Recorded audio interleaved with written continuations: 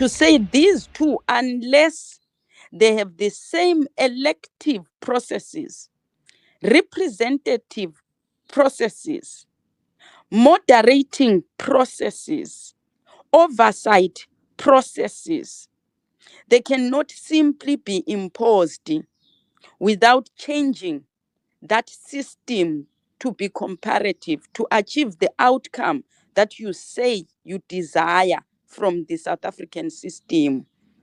In the Zimbabwean system, also in 1980, it is not that the people, as they voted, did not know who had been nominated in the party list to become the president when they get to parliament.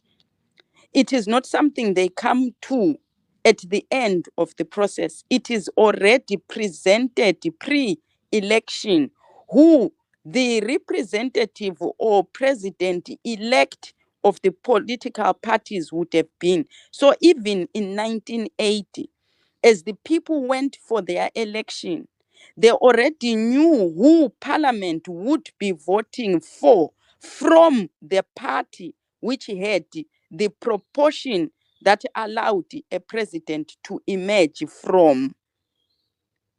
Now, this was the same attempt that they were trying to do in the construction of the 2013 constitution by putting a running mate clause that they should always be aware of the position holder in that executive position. They wanted to know the president elect from that party and the vice president elect pre-election to make that selection. They were hitting two birds with one stone. One, they want to know who the president is, not to happen upon it at the end where parliament now votes from one that is presented to them post-election. So what you need to understand when you are dealing with comprehension is not selective items from the sentence. It is the entirety of the sentence to make sense of the meaning that is being communicated from that paragraph. So what you did is reductionist. You went for the comparative names of the executive, the position executively. You forgot to hear, as we were articulating, the concept of the creation of the position in those criteria that I just mentioned. The process, the representation, the proportionality, and the elective nature. So they knew that in 1980 Mugabe was the president, was the elect. They were not going to be presented a new name or another name that the party they already know. They are presented that before the election. So it's very clever to try and do Toastmasters. To say the cleverness of how I presented my argument is what matters, not the content of what was presented, the factualness of things, just for the purposes of winning. We are dealing with issues of nationhood, citizenship, those rights to make decisions. We are dealing with the things that have got an interest to the sovereignty of our country. We are not dealing with the ones who can present a clever ideal. This is what most people are forgetting. You're also forgetting the nature and the principle that brought this bill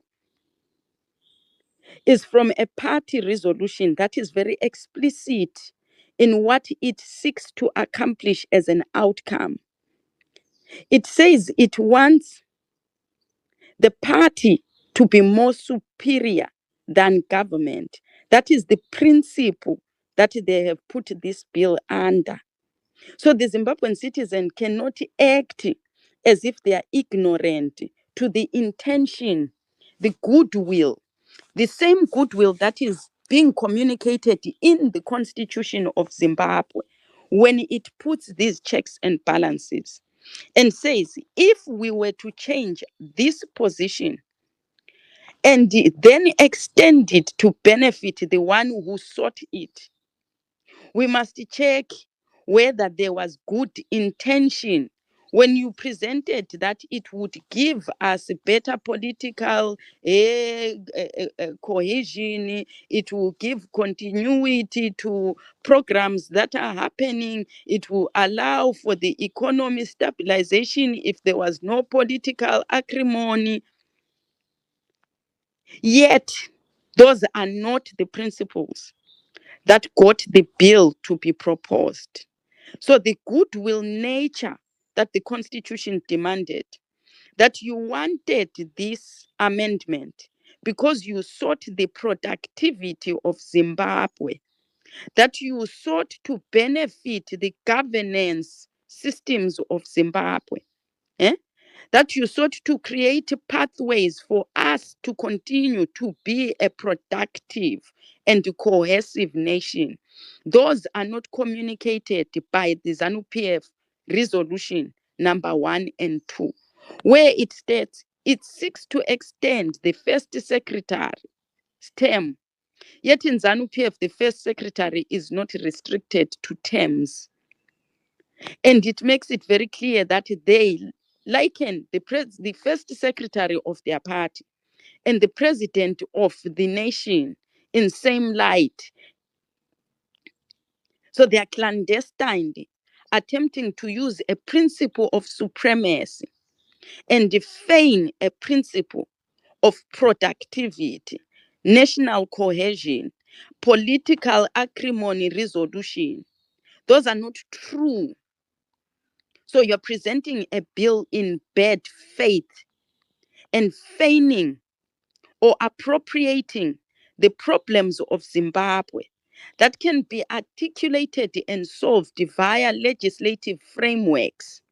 If there's political acrimony, our criminal codification acts should be able to, statutes should be able to deal with the criminalization of persons that seek disharmony, disunity, or criminal enterprise. A bill of that nature would be in good faith.